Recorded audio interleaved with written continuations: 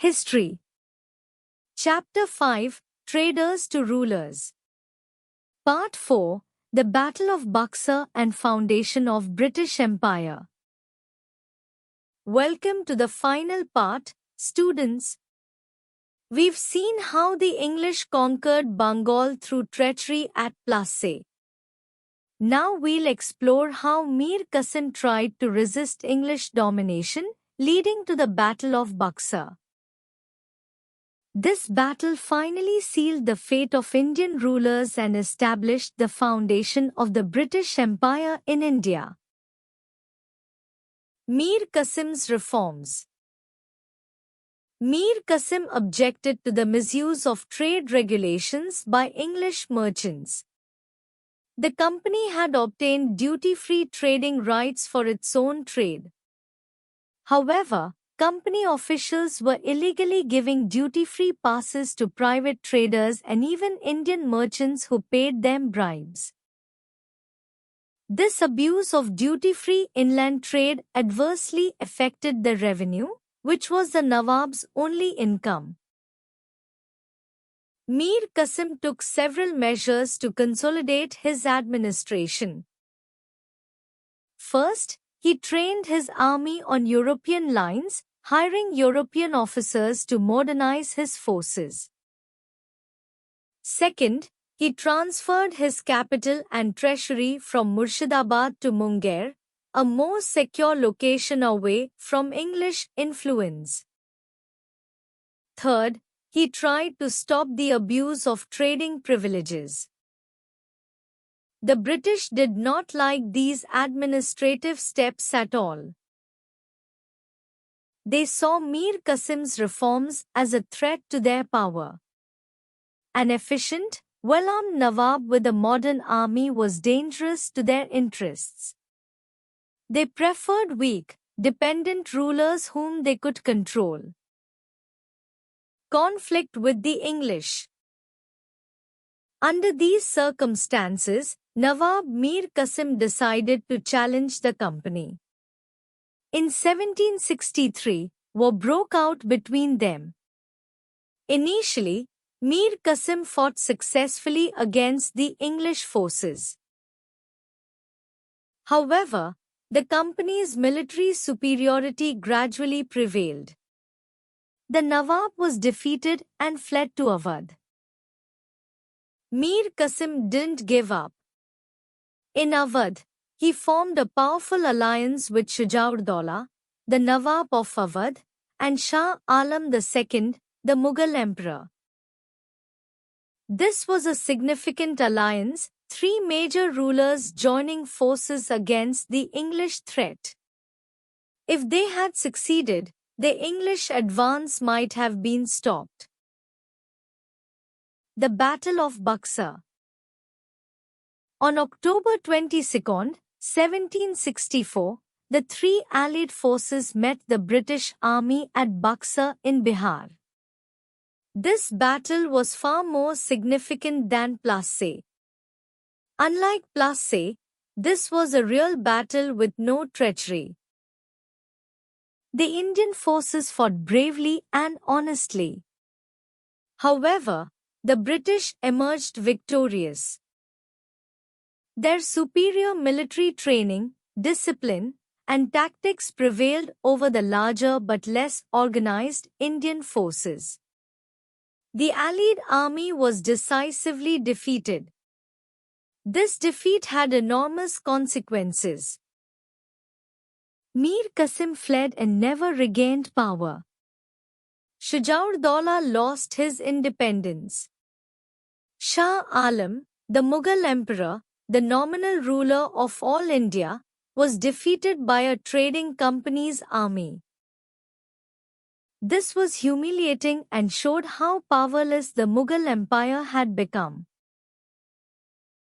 After the victory, the British again made Mir Zafar the Nawab of Bengal for the second time.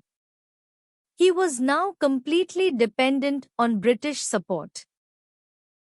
The defeat in the Battle of Buxar finally sealed the fate of Indian rulers and made the English the supreme power in eastern India. The Treaty of Allahabad. In 1765, the Treaty of Allahabad was signed between the British and the defeated rulers. This treaty had several important terms. Shuja-ud-Dawla, the Nawab of Awadh, surrendered the districts of Allahabad and Kara to the Mughal Emperor Shah Alam. He agreed to pay 50 lakh rupees to the company as war compensation. Most significantly, the Mughal Emperor Shah Alam granted the Diwani of Bengal, Bihar, and Orissa to the British. Diwani meant the right to collect revenue and administer civil justice.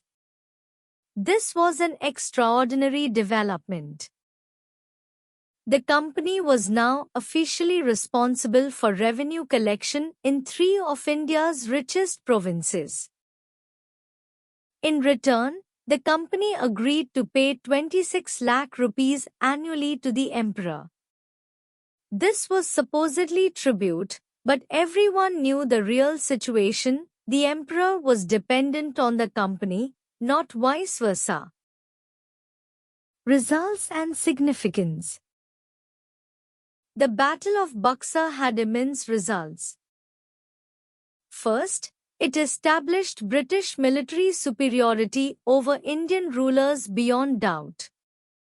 Second, it made the company the dominant power in eastern India. Third, through the Diwani rights, the company got involved in direct administration for the first time. They were no longer just traders or military victors, they were now rulers collecting taxes and administering justice. Fourth, the Battle of Buxar laid the foundation of the British Empire in India.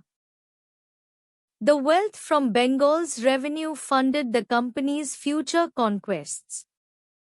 Within a century, they would control almost all of India. Fifth, it showed that even when Indian rulers united and fought honestly, they couldn't defeat the British military machine. This was discouraging for future resistance.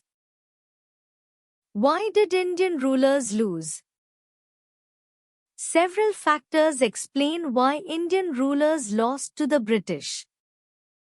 First, British military organization, training, and discipline were superior. Second, British armies used better weapons and tactics. Third, the British had centralized command and clear objectives while Indian alliances were unstable. Fourth, some Indian rulers betrayed others for personal gain, as happened at Plassey. Fifth, Indian rulers failed to modernize their armies and administration while the British constantly improved theirs. Most importantly, Indian rulers didn't unite against the common threat. They were busy fighting each other, making it easy for the British to defeat them one by one using the divide and rule policy. The transformation complete. By 1765, the transformation from traders to rulers was essentially complete in Bengal. The English East India Company had arrived in 1600 as humble traders, requesting permission to trade. Now, 165 years later, they were collecting revenue from millions of people and administering 3 provinces. They controlled Bengal's immense wealth and used it to conquer more territory. From Bengal, the British would gradually extend their power across India. They would conquer Mysore in the south, defeat the Marathas in central India, annex Awadh, conquer the Sikhs in Punjab, and bring almost all Indian states under their control by 1857. Lessons from this period. This period teaches important lessons. First, Divided nations are vulnerable to conquest. If Indian rulers had united against the British instead of fighting each other, the outcome might have been different. Second, treachery and betrayal from within are more dangerous than external enemies. Siraj-ud-Daulah was defeated by his own commanders. Third, modernization and reform are essential for survival. Rulers who clung to outdated methods lost to those who embraced new technologies and techniques. Fourth, short-term personal gain often leads to long-term national disaster. Those who betrayed their rulers for British promises eventually lost everything when the British became supreme. Conclusion. The transformation from traders to rulers was complete. Starting as humble merchants in 1600, the English East India Company became the paramount power in eastern India by 1765. The Battle of Plassey in 1757 won through treachery and the Battle of Buxar in 1764 won through military superiority established British dominance. The Diwani rights obtained in 1765 gave them administrative control. The foundation of the British Empire in India was firmly established, leading to nearly 200 years of colonial rule. Thank you for learning about this crucial period in Indian history.